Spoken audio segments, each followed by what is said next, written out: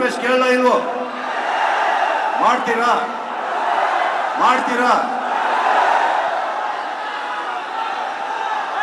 ಒಂದೇ ಒಂದು ಕೇಳಿಸ್ಕೊಳ್ಳಿ ಸೀರಿಯಸ್ ಆಗಿ. ನೀವೆಲ್ಲ ನಮ್ಮನ್ನ ತುಂಬಾ ಪ್ರೀತಿಸ್ತೀರ ಅಂತ ಗೊತ್ತು, ನನಗೆ ತುಂಬಾ ಚೆನ್ನಾಗಿ ಗೊತ್ತು. ಆನ್ಲೈನ್ ಅಲ್ಲಿ ಯಾರೇ ಯಾವುದೇ ಪೇಜ್ ಇಂದ ನನಗೆ ಎಷ್ಟೇ ಕೆಟ್ಟದಾಗಿ ಬೈದ್ರು ದಯವಿಟ್ಟು ನೀವು ಯಾರು ರಿಯಾಕ್ಟ್ ಮಾಡಬೇಡಿ,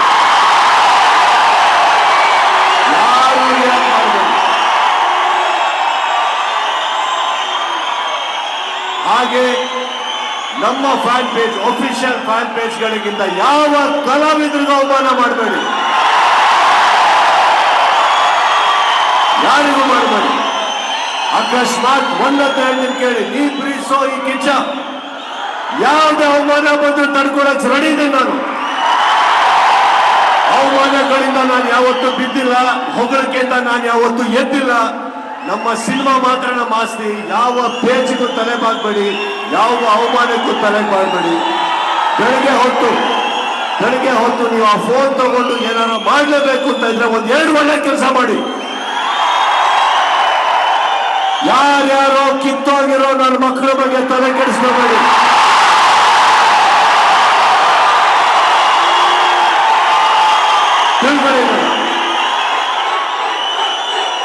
ಯಾವತ್ತೂ ನಿಮ್ಮ ಮೇಲೆ ನೀವು ನಂಬಿಕೆ ಇಟ್ಕೊಳ್ಳಿ. ಒಂದೊಂದು ಸತ್ಯ, ನೀವೇನ್ ಮಾಡ್ತೀರೋ ನಿಮ್ಮ ಮನೆಯಲ್ಲಿರೋ ಮಕ್ಕಳು ಅದನ್ನೇ ಕಲಿಯೋದು. ಒಳ್ಳೇದು ಮಾಡಿ, ಡೋಂಟ್ ರಿಯಾಕ್ಟ್ ಟು ಎನಿಥಿಂಗ್. ಇನ್ನೊಂದು ಹೇಳ್ತಾ ಇದ್ದೀನಿ, ನಾನು ಯಾರ ಬಗ್ಗೆನೂ ತಲೆ ಕೆಡಿಸ್ಕೊಳ್ಳೋದಲ್ಲ, ನೀವೇ ಕೆಡಿಸ್ಕೊತಾ ಇದ್ದೀರಾ. ಕೆಡಿಸ್ಕೋಬೇಡಿ. You understand? ಮಾತಿದು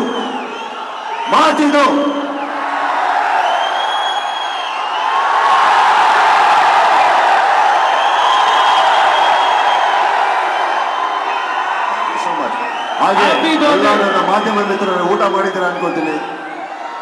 ಅವರೇ ಥ್ಯಾಂಕ್ ಯು, ಬಂದಿದ್ದಕ್ಕೆ ಥ್ಯಾಂಕ್ ಯು, ತುಂಬಾ ಥ್ಯಾಂಕ್ಸ್. ಹಾಗೆ ಇನ್ನೊಂದು ಹೇಳಬೇಕು, ನನ್ನ ಹೆಸರಲ್ಲಿ ಎಷ್ಟೋ ಅಭಿಮಾನಿ ಸಂಘಗಳು ತುಂಬಾ ಕಡೆ ಒಳ್ಳೊಳ್ಳೆ ಕೆಲಸ ಮಾಡಿದ್ದೀರಿ, ಥ್ಯಾಂಕ್ ಯು. ಇಲ್ಲಿಂದ ಎಲ್ಲರಿಗೂ ಥ್ಯಾಂಕ್ಸ್ ಹೇಳ್ತಾ ಇದ್ದೀನಿ. 1-2 ಕಡೆ ಮನೆ ಕಟ್ಟಿಸ್ಕೊಂಡಿದ್ದೀರಿ, ರಕ್ತದಾನ ಮಾಡಿದ್ದೀರಿ. ನನಗೆ ಗೊತ್ತಿಲ್ಲ ನಾನು ಯಾವ ಜನ್ಮದಲ್ಲಿ ಏನು ಪುಣ್ಯ ಮಾಡಿದ್ದೆ ಅಂತ, ಬಟ್ ನಿಮ್ಮಂಥವ್ರನ್ನ ಪಡೆದಿರೋದಕ್ಕೆ ನನಗೆ ಈ ಸತ್ಯವಾಗ್ಲೂ ಈ ಜನ್ಮದಲ್ಲಿ ಋಣ ತೀರ್ಸೋದಕ್ಕಾಗೋದಿಲ್ಲ. ಥ್ಯಾಂಕ್ ಯು ಅಂತ ಹೇಳ್ತಾ, ಮೊದಲನೇ ಮಾತು ಕೊಟ್ಟಿರೋದನ್ನ ಮರಿಬೇಡಿ. ಸುರಕ್ಷಿತವಾಗಿ ದಯವಿಟ್ಟು ಮನೆ ರೀಚ್ ಆಗಿ. ಓಕೆ,